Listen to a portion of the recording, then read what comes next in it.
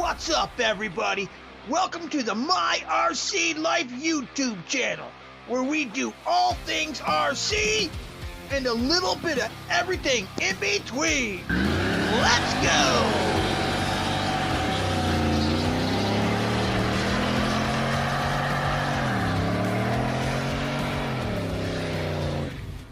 What's going on, everybody? Trex is Mike from My RC Life.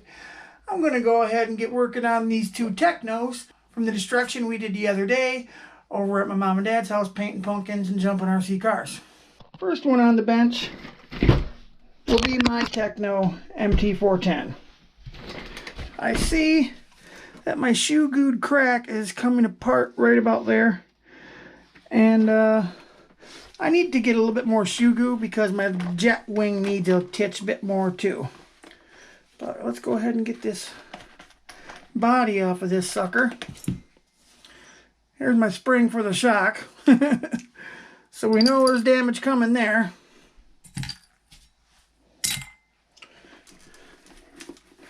It's always nice to have a little thing to put all your parts. It helps you from losing things.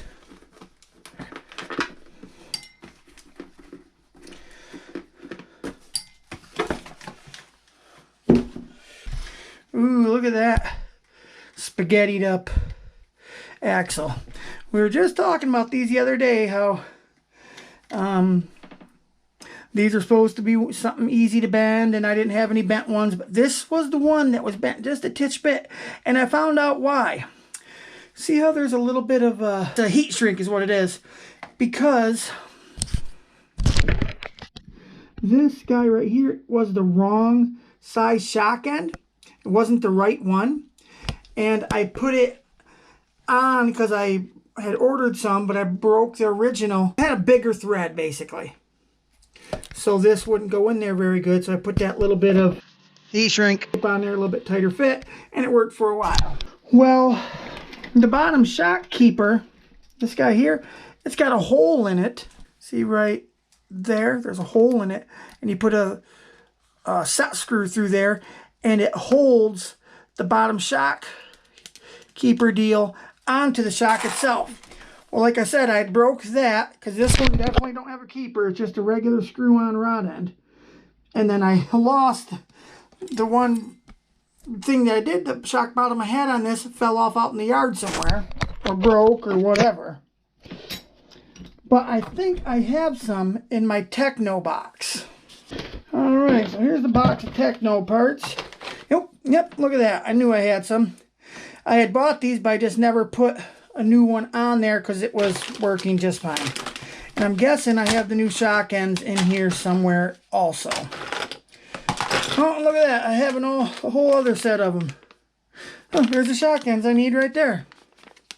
But maybe I got one that's down, some that are down in here that came with this set that are already open.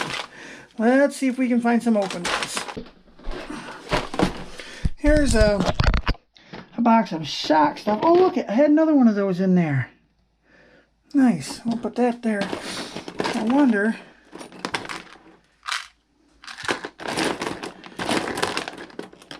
And there's another one.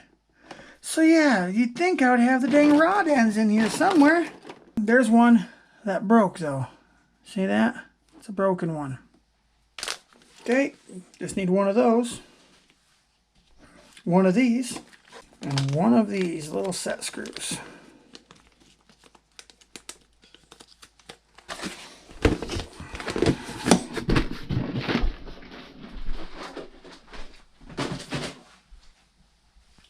Okay, we're going to take this old one out of here.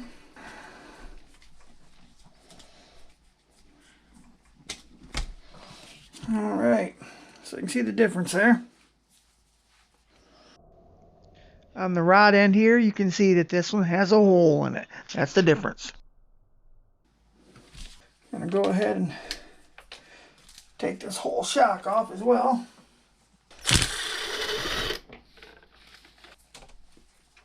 Alright, now this has still got the heim joint ball end in it. We got to pop that out. There it goes. Pop this back in here. Just like that.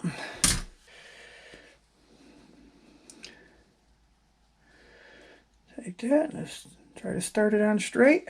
And if you don't have a fancy dancy pair of shock holding pliers, you just use like a pair of nippers like this and hold it right at the thread. Put the nippers right in thread.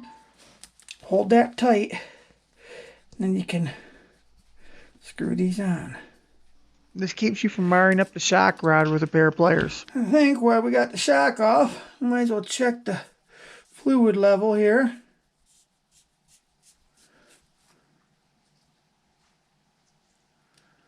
Oh yeah, it's nice and good, right up to the top.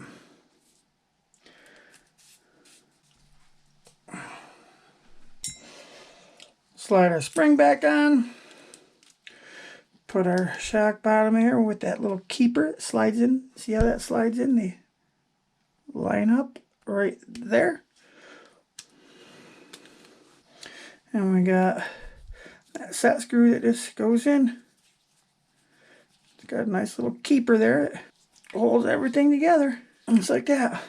And I lost a little rubber piece somewhere between my dad's house and here. I lost a rubber piece that goes over the shock, but it ain't a huge deal, but I wish I still had it. Now I need to get this axle shaft off the car, so we need to take the tire off.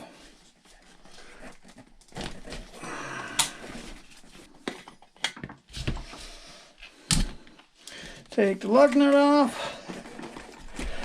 Get the tire off. Come on, tire.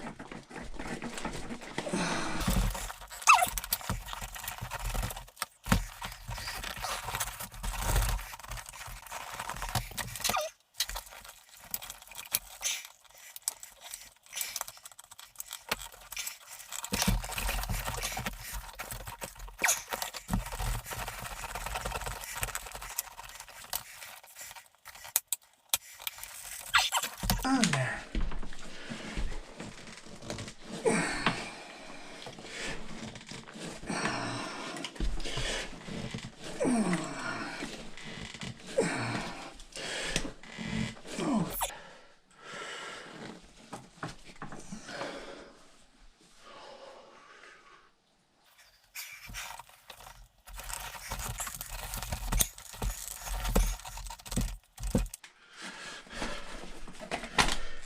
Dang, that tire was on there. Okay, we got a little set screw that goes in through here.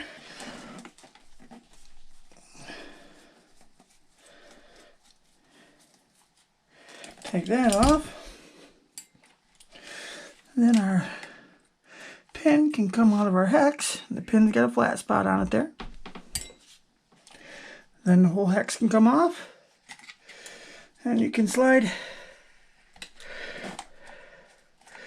your axle out. And you can see I did a doozy on that. I was running it with no shock, so this just had lots of movement. And it just over traveled, and it let this slide out of here, and then it caught and it bent and all kinds of good stuff. It even popped my anti-sway bar out. Now this will be an easy one to pop back in. This is the simple part. I'll go ahead and do that right now. There, we got that back in. Now we just got to straighten this out.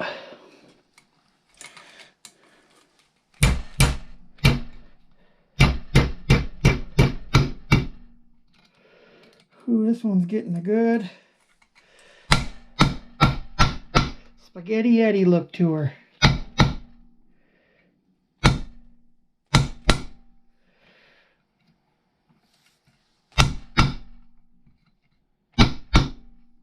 It's better. But you can see it definitely has a little twist and shout still going on there.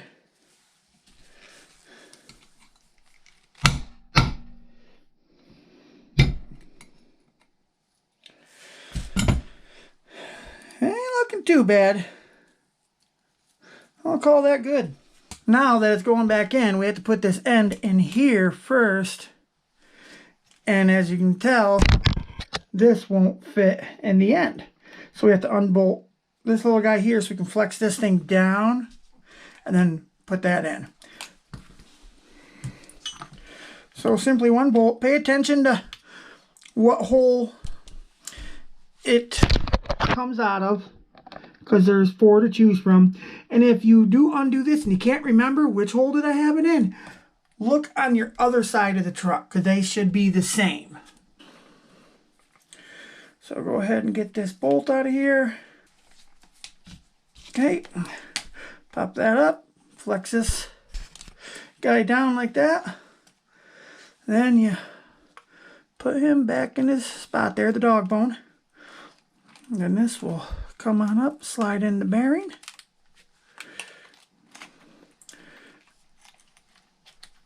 And then don't forget this one. This goes in the outside here. Slide that in. Then bring this guy back down.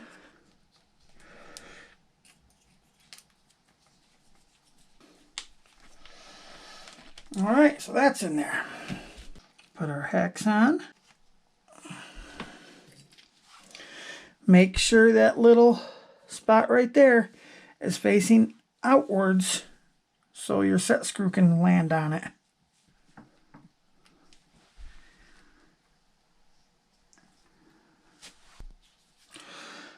A little tiny bit of this. If it's really dirty and greasy, you should clean it.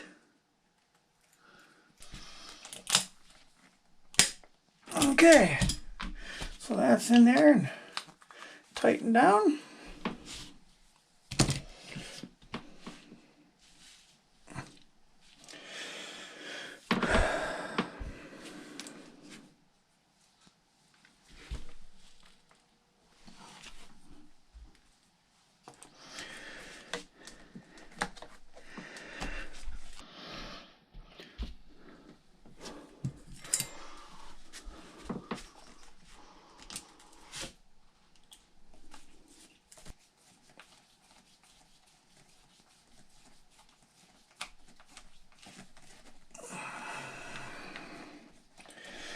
Alright, that one's in.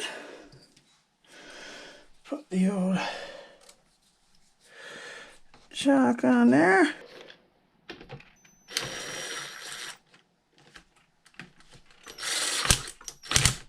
Alright, this one is almost complete. I guess I need to put the tire back on, but other than that, man, this tire sure came off hard, I'll tell you that much. It was a bugger.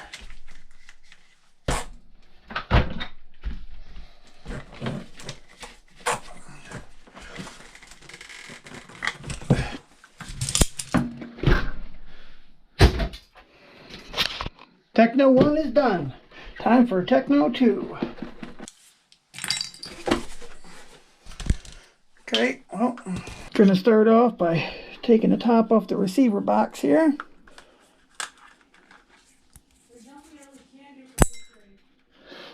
Okay, so we got that servo unplugged now. Now I'm going to go ahead and unbolt the servo arm.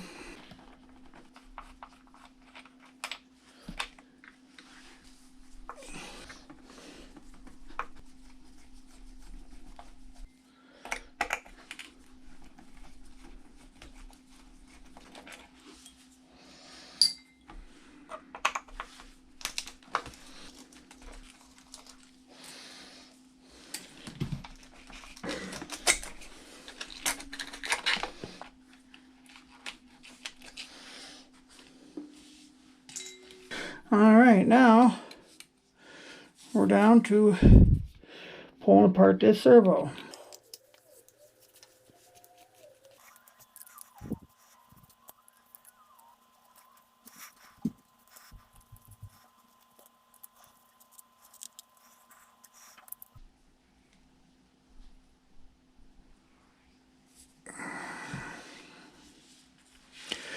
Okay, where do we got a stripped gear? Oh, I see it. Right there. Pop this up off here. Okay. Literally 2 teeth. That's all that's wrong with that sucker. Okay, so we got this ProTech servo one like this. I had it brand new sitting in there, so I put it in there. Then I got a spare one for parts, for gears anyways. This one just had the top break off. So if this one goes out, I got spare gears. But I'm just going to order a gear set for this Coreless JX servo. Let's get this thing put back together. Welcome to Noble. Okay, now I'm going to turn on the transmitter, center the steering. Center point. Okay, we got that centered. Turn on.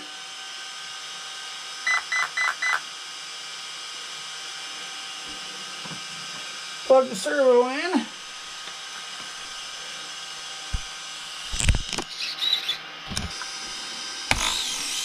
Oh, what'd I do?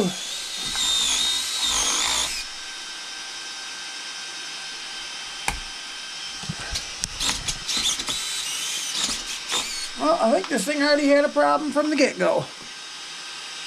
It must have. Well, ain't that...